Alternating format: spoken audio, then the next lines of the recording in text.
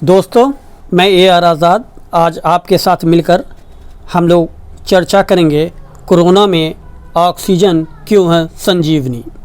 देश में कोरोना की दूसरी लहर ने तबाही मचा दी है। नतीजतन कोरोना मरीजों के लिए ऑक्सीजन एक विकट समस्या बन गई है। जिन राज्यों में कोरोना के मामले ज़्यादा तेज़ी से पांव पसार रहे हैं, वहाँ ऑक्सीजन की किल्लत इंसान का दम तोड़ रहा है। वहाँ की सरकारें ऑक्सीजन की किल्लत से बेबस दिख रही है और जब जनता में ये बात आग की तरह फैलती है कि अस्पतालों में ऑक्सीजन की किल्लत से इतने मरीज़ों ने दम तोड़ दिया, तो फिर समाज में एक अलग तरह का मैसेज जाता है। उसी नतीजे में समाज में कोरोना की भयावह स्थिति और इसके इलाज को लेकर भयंकर भ्रम की स्थिति फैल जाती है। दरअसल इस समय देश के कम से कम 14 ऐसे राज्य व केंद्र शासित प्रदेश हैं जहां कोरोना ने लौटकर वहां के लोगों की ज़िंदगी को बुरी तरह प्रभावित करना शुरू कर दिया है। महाराष्ट्र, मध्य प्रदेश, उत्तर प्रदेश, गुजरात, कर्नाटक, केरल, तमिलनाडु, छत्तीसगढ़, राजस्थान, पंजाब, हरियाणा और दिल्ली, झारखंड और बिहार इन राज्यों में शामिल हैं जहां कोरोना का कहर जारी है। यानी बिहार, दिल्ली और पंजाब ऑक्सीजन निर्मित करने वाले राज्य नहीं हैं। यानी इन्हें अपने पड़ोसी राज्यों से ऑक्सीजन के लिए हाथ जोड़ना पड़ता है। जैसे दिल्ली में कोई ऑक्सीजन प्लांट अभी तक नहीं है। ऑक्सीजन के मामले में दिल्ली पूरी तरह हरियाणा और उत्तर प्रदेश पर निर्भर रहती है। उसी तरह बिहार में कोई ऑक्सीजन प्लांट नहीं लगाए गए हैं। पिछले 16 सालों से बिहार या तो झारखंड पर निर्भर है, उड़ीसा पर निर्भर है, असम पर निर्भर है या पश्चिम बंगाल पर निर्भर है। उसी तरह पंजाब हरियाणा पर निर्भर है, क्योंकि पंजाब में ऑक्सीजन निर्माण शुरू नहीं हुआ है और हरियाणा में एक ही प्लांट है। वह ज़रूरत पड़ने पर खुद के लिए रखे, दिल्ली को दे, पंजाब को दे, ये एक बड़ा सवाल है। दरअसल 1990 के बाद केंद्र सरकार से लेकर राज्य सरकारों की शिक्षा और स्वास्थ्य के मामले में कोई रुचि नहीं रही। उन्होंने स्वास्थ्य की जगह सौंदर्यता पर ध्यान दिया, पार्क निर्माण कराए, हज़ारों करोड़ मूर्तियां निर्माण में खर्च किए। अपने पार्षदों, विधायकों और सांसदों से लेकर मंत्री तक के वेतन और उसके अपार सुख सुविधाओं और विलासिता पर पूरा ध्यान केंद्रित किया। नतीजे में कुछ बजट को कम करना पड़ा। वो बजट कम किया गया देश की सबसे बड़ी ज़रूरतों में से, यानी शिक्षा और स्वास्थ्य में से। आप केंद्रीय वो राज्य के बजट पर नज़र डाल लें, आपको शिक्षा और स्वास्थ्य उस बजट में हाशिए पर दिखेगा।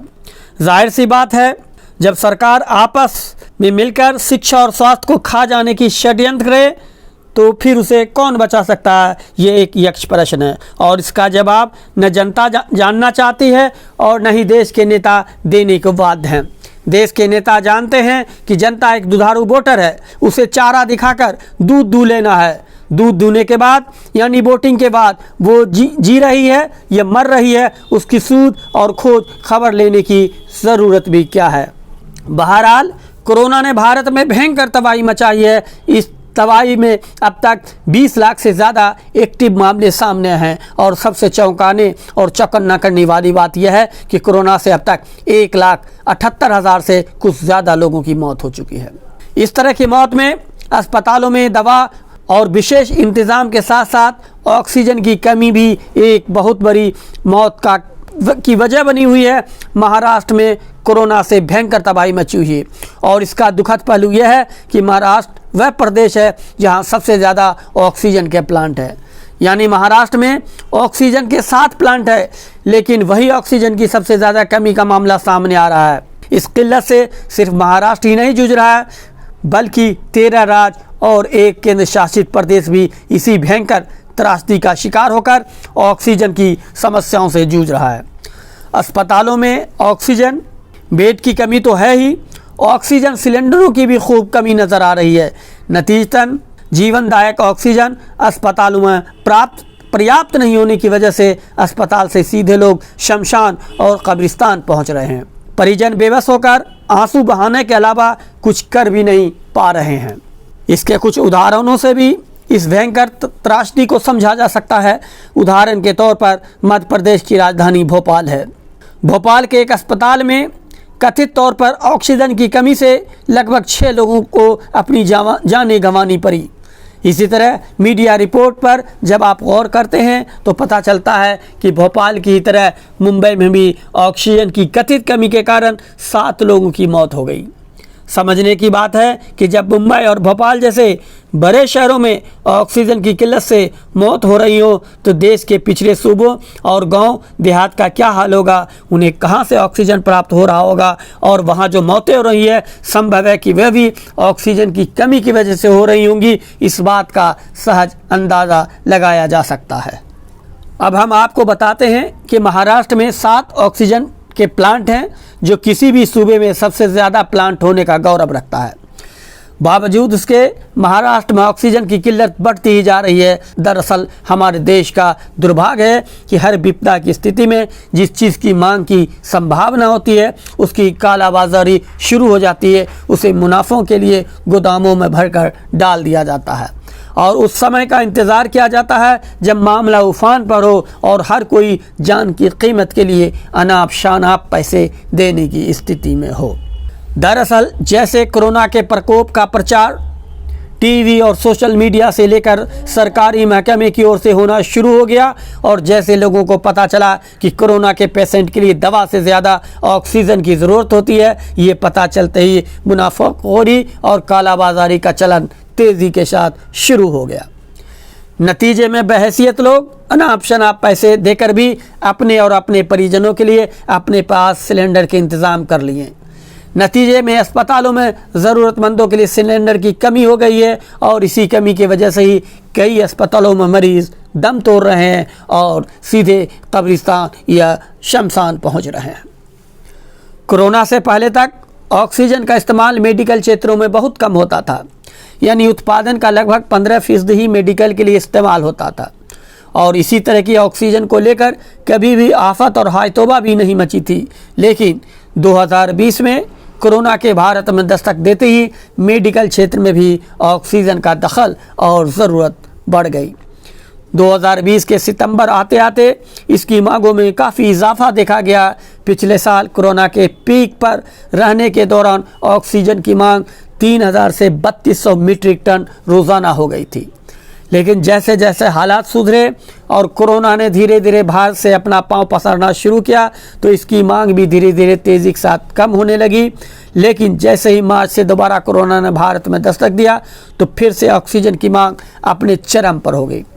अभी तक ऑक्सीजन का 85% हिस्सा उद्योगों में खपत हो रहा था, लेकिन अब कोरोना के पीक पर फिर से आ जाने से इसकी खपत उत्पादन से भी अधिक बढ़ गई है। यानी जितना भारत के लगभग छोटे बड़े 500 प्लांटों की उत्पादन क्षमता है, कहीं उससे ज़्यादा इसकी मांग होने लगी है। यही वजह है कि महाराष्ट्र में सर्वाधिक 7 मैन्युफैक्चरिंग प्लांट होने के बावजूद वहाँ ही ऑक्सीजन की सबसे ज़्यादा किल्लत महसूस की जा रही है। दरअसल महाराष्ट्र में रोज़ाना 1200 टन ऑक्सीजन तैयार होता है और अभी के हालात के मुताबिक इस सूबे को रोज़ाना कम से कम 1500 से 1600 टन ऑक्सीजन की ज़रूरत है। इसकी कमी को दूर करने के लिए अपनी जनता की उपलब्धता को बरकरार रखने के लिए राज्य सरकार दूसरे सूबों की तरफ देख रही है और वहां से ऑक्सीजन लाने की कोशिश कर रही है। महाराष्ट्र जैसी स्थिति ही उन राज्यों में भी है जहां कोरोना ने अपना कहर बरपा दिया है। वहां भी मांग आपूर्ति से अधिक है। इस बात की तस्दीक ऑक्सीजन रिफिल प्लांट चलाने वाले भी करते हैं। यानी मांग 500-600 सिलेंडर की रोज़ाना है, लेकिन ये रिफिल प्लांट वाले 250 से 300 सिलेंडर ही दे पा रहे हैं। दरअसल इसके पीछे वजह भी है, लिक्विड ऑक्सीजन को हैंडल और व्यवस्थित करना सबके पास की बात नहीं है। इसके लिए पेशेवर लोग ही होते हैं, क्योंकि ऑक्सीजन की लीकेज भी एक बहुत बड़ा मुद्दा होता है। एक्सपर्ट के मुताबिक लगभग 20% ऑक्सीजन भरते समय ये भरने के बाद लीक हो जाती है। दूसरी बात है कि इसे एक जगह से दूसरी जगह ले जाना भी आसान नहीं है। इसकी खेप को एक जगह से दूसरी जगह पहुंचाना भी आसान नहीं है। दरअसल इसे संभाल कर टैंकरों में ले जाना पड़ता है। टैंकर की स्पीड 40 घंटा प्रति किलोमीटर से अधिक होने पर एक्सीडेंट का खतरा मंडराता है। दूसरी बात यह है कि एक टैंकर को प्लांट से रिफ़िल करने में तकरीबन 3 घंटे का समय लगता है। ये समय और ले जाने की दूरी दोनों ऑक्सीजन की ज़रूरतों को वक्त पर पूरा होने देने में बाधक बन रहा है। उदाहरण के तौर पर महाराष्ट्र को ही लेते हैं, वहाँ 7 प्लांट है, लेकिन प्लांट महाराष्ट्र से काफ़ी दूर हैं। यानी एक प्लांट नागपुर में है तो नागपुर से मुंबई आने में टैंकरों को 15 घंटे लग जाते हैं। उसी तरह पुणे से मुंबई आने में 18 घंटे लग जाते हैं और नांदेड़ तक पहुंचने में 25 घंटे का वक्त लग जाता है। अब आप मान लें कि देश में ऑक्सीजन की किल्लत नहीं है, लेकिन जिस सूबे में ऑक्सीजन प्लांट नहीं है उसे दूसरे राज्यों पर निर्भर होना पड़ता है। अगर उस राज्य की एक दूसरे से प्लांट तक की दूरी अधिक है तो जाहिर सी बात है कि अगर आपदा प्रबंधन कौशल का इस्तेमाल पीड़ित सूबा ने नहीं किया है तो फिर वह अपने नागरिकों की मौत के साथ ही खेलेगी, क्योंकि ठीक ज़रूरत के समय उसकी आपूर्ति की मांग करने पर अस्पतालों तक पहुंचने और फिर एक टैंक को रिफ़िल करने में समय लगेगा।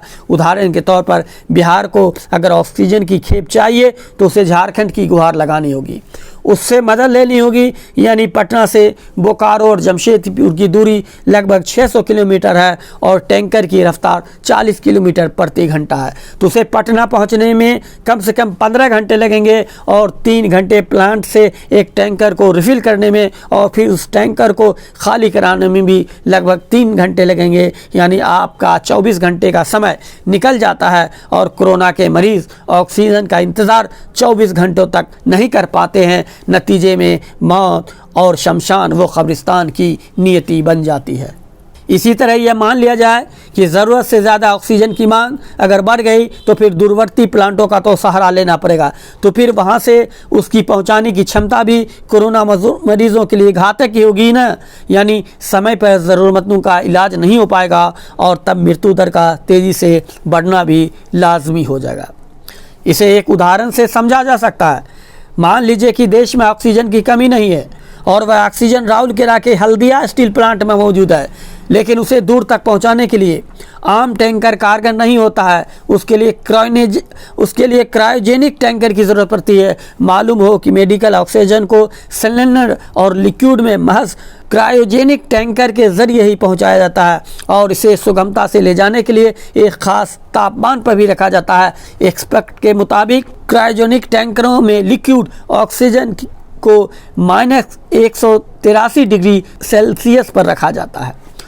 ऑक्सीजन की इस कमी को पूरा करने के लिए रेलवे भी ने भी कोशिश शुरू कर दी है और इसी के मद्देनज़र 19 अप्रैल यानी सोमवार को ऑक्सीजन एक्सप्रेस की शुरुआत कर दी है।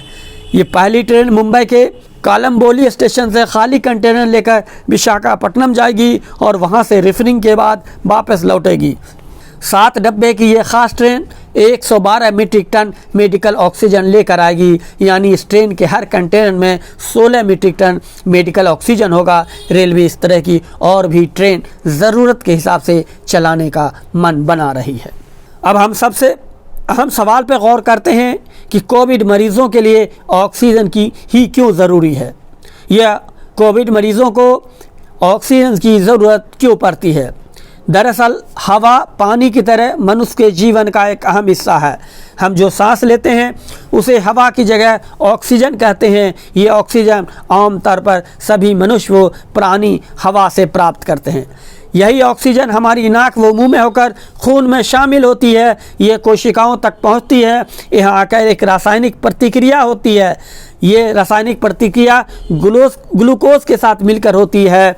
ये प्रक्रिया जीवन के लिए सबसे ज़रूरी प्रक्रिया है। अगर किसी मनुष्य के फेफड़े में कोई संक्रमण हो गया तो फिर ऑक्सीजन को खून में शामिल होने की प्रक्रिया में कठिनाई लगती है और तब जाकर सांस ली गई ऑक्सीजन उसकी शारीरिक ज़रूरतों को पूरा करने में अक्षम हो जाती है और तब जाकर मरीजों को बचाने के लिए शुद्ध ऑक्सीजन देने की ज़रूरत आन पड़ती है। इसे आसान शब्दों में इस तरह भी समझ सकते हैं कि फेफड़ों में नुकसान पहुंचने से खून में ऑक्सीजन लेवल कम हो जाता है और तब ऑक्सीजन के ज़रिए इस कमी को पूरी की जाती है। इसे आप ऑक्सीजन थेरेपी का भी कह सकते हैं। कोरोना वायरस से पीड़ित के फेफड़ों पर असर डाल देता है, नतीजतन ब्लड ऑक्सीजन का लेवल नीचे चला जाता है। यही वजह है कि इस बीमारी के लिए वैक्सीन नहीं होने के बावजूद इलाज के लिए ऑक्सीजन को बेहतरीन जरिया माना गया है। और इसी कमी को पूरा करने के लिए कभी कभी ऑक्सीजन कंसंट्रेटर का इस्तेमाल किया जाता है। यह मशीन हवा के ऑक्सीजन को प्यूरिफाई करता है और उसे शुद्ध करके मरीज़ों को पहुंचाता है। ये पद्धति आसान है, बावजूद इसके प्रयोग पर एक सहमति नहीं है और इसे कोरोना मरीज़ों के लिए बेहतर भी नहीं माना जाता है। कोरोना के मामले में सिलेंडर और पाइपों के ज़रिए ही ऑक्सीजन देने को बेहतर और जीवनदायी माना जाता है। हालांकि कई डॉक्टरों का मानना है कि ज़्यादा शुद्ध ऑक्सीजन भी मरीज़ों के लिए कई बार जोखिम भरा साबित होता है। बहरहाल कोरोना मरीज़ों के लिए मेडिकल ऑक्सीजन की आपूर्ति बेहद ज़रूरी है और देश में अभी तक कुल 17 राज्य वो एक केंद्र शासित प्रदेश ही हैं जहां ऑक्सीजन की मैन्युफैक्चरिंग प्लांट है। यानी महाराष्ट्र में 7 मैन्युफैक्चरिंग प्लांट है, गुजरात में 5 मैन्युफैक्चरिंग प्लांट है, नॉर्थ ईस्ट में ऑक्सीजन की 3 मैन्युफैक्चरिंग प्लांट है, कर्नाटक में 3 मैन्युफैक्चरिंग प्लांट है, केरल में 2 मैन्युफैक्चरिंग प्लांट हैं, तमिलनाडु में 2 प्लांट हैं, पश्चिम बंगाल में 2 प्लांट है, उत्तर प्रदेश में भी 2 मैन्युफैक्चरिंग प्लांट है, उत्तराखंड में भी 2 मैन्युफैक्चरिंग प्लांट है, झारखंड में भी 2 मैन्युफैक्चरिंग प्लांट है, हिमाचल प्रदेश में 1 प्लांट है, उड़ीसा में 1 प्लांट है, हरियाणा में भी 1 मैन्युफैक्चरिंग प्लांट है, राजस्थान में भी 1 मैन्युफैक्चरिंग प्लांट है, तेलंगाना में भी 1 मैन्युफैक्चरिंग प्लांट है और केंद्र शासित प्रदेश पुडुचेरी में भी 1 मैन्युफैक्चरिंग प्लांट है। अगर नहीं कोई मैन्युफैक्चरिंग प्लांट है तो वो दिल्ली में नहीं है। अब जानने की कोशिश करते हैं कि मेडिकल ऑक्सीजन बनती आखिर कैसे है, तो आइए जानते हैं। दरअसल हम सब जानते हैं कि हवा में 21% ऑक्सीजन होती है और 78% नाइट्रोजन और 1% गैस होती है। इन 1% में 3 गैस शामिल होती हैं। इन्हें हम हाइड्रोजन, नियोन और कार्बन डाइऑक्साइड के नाम से जानते हैं। विज्ञान कहता है कि पानी में मौजूद ऑक्सीजन की मात्रा अलग अलग जगहों पर जुदा हो सकती है। एक फार्मूले के तहत 10 लाख मॉलिक्यूल्स में से ऑक्सीजन के 10 मॉलिक्यूल होते हैं। यही वजह है कि इंसान की बनस्पत मछलियाँ पानी में आसानी से सांसें लेती हैं। जब किसी प्लांट में ऑक्सीजन तैयार किया जाता है तो इस प्लांट में हवा से ऑक्सीजन को अलग कर लिया जाता है। यह सब कुछ आसान नहीं है, इसे एयर सेपरेशन तकनीक के ज़रिए किया जाता है। ऑक्सीजन बनाने के लिए हवा को कंप्रेस किया जाता है, इसके बाद फ़िल्टर किया जाता है। हम सब जानते हैं कि फ़िल्टर किसी भी चीज़ से अशुद्धियाँ दूर करने के लिए की जाती हैं। जब हवा फ़िल्टर हो जाती है तो इसे ठंडा किया जाता है। हवा के ठंडा होने के बाद हवा को डिस्टिल किया जाता है, यानी इस प्रक्रिया से हवा यानी ऑक्सीजन बाकी गैसों से अलग हो जाती है और इस प्रक्रिया के नतीजे में ऑक्सीजन लिक्विड की शक्ल में अवतरित हो जाती है, यानी ऑक्सीजन लिक्विड फॉर्म में आ जाती है। हालांकि वैज्ञानिक युग की तरक्की ने बहुत कुछ आसान कर दिया है और इसी खोज की बदौलत ऑक्सीजन निर्माण का एक और आसान तरीका भी निकाल लिया गया है। इन दिनों ऑक्सीजन बनाने का एक पोर्टेबल मशीन तैयार की गई है। इसे मरीज़ के पास रख दिया जाता है। यह मशीन हवा से ऑक्सीजन को अलग थलग करके मरीज़ तक पहुंचाती है। तो दोस्तों, हम अभी बात कर रहे थे ऑक्सीजन पे। कोरोना पेशेंट के लिए ऑक्सीजन क्यों ज़रूरी है, जीवनदायिनी क्यों है, संजीवनी क्यों है और ऑक्सीजन है क्या, मेडिकल ऑक्सीजन है क्या और ऑक्सीजन कैसे बनती है, ऑक्सीजन के बनने की प्रक्रिया क्या है, ऑक्सीजन बनाने की विधि क्या है और ऑक्सीजन की कहाँ कहाँ मैन्युफैक्चरिंग प्लांट है, ऑक्सीजन कितने राज्यों में है, कितने केंद्र शासित प्रदेश में है और कितने राज्यों और कितने केंद्र शासित प्रदेश में नहीं है। इन सब बातों पे हमने आपके साथ मिलकर चर्चा की। उम्मीद है कि आपको ये वीडियो ज़रूर पसंद आया होगा और आप इसे ज़रूर देखें, बार बार देखें, कई बार देखें। ये जाहिर सी बात है कि यह आपके लिए बहुत ही गुणकारी वीडियो है, बहुत ही जानकारी भरा वीडियो है और बहुत ही उपयोगी वीडियो है। और अगर ये से आप भी उपयोगी, जानकारी प्रदत्त और नॉलेजपूर्ण समझें तो इसे अपने दोस्तों को भी बताएं, उन दोस्तों को शेयर भी करें और हमारे YouTube चैनल दूसरा मत को अभी तक आपने सब्सक्राइब नहीं किया तो सब्सक्राइब ज़रूर कर लें। दोस्तों, सब्सक्राइब करना ज़रूरी भी है ताकि हमारा वीडियो सबसे पहले आप तक पहुंच सके, और जब आप वीडियो सबसे पहले आप तक पहुंचेगा तो जाहिर सी बात है कि सबसे पहले उस वीडियो को आपको देखेंगे। तो आपने हमारी बातों को, हमारी इस रिपोर्ट को बड़ी ही संजीदगी के साथ सुना, बड़ी ही गंभीरता के साथ सुना और पूरा सुना और अपनी जानकारी भर सुना, और इससे आपने अपने ज्ञान में परिमार्जन किया और धैर्यपूर्वक सुनने के लिए हम आपके आभारी हैं। हम आपकी शुक्रिया अदा करते हैं। शुक्रिया। हमारा नाम दूसरा मत है, सच होते हैं हमारे शब्द, न हम सरकार के विरोधी न विपक्ष के पक्षधर। हमारे लिए देश सब कुछ, जनमानस के लिए ही हमारे शब्द परखर।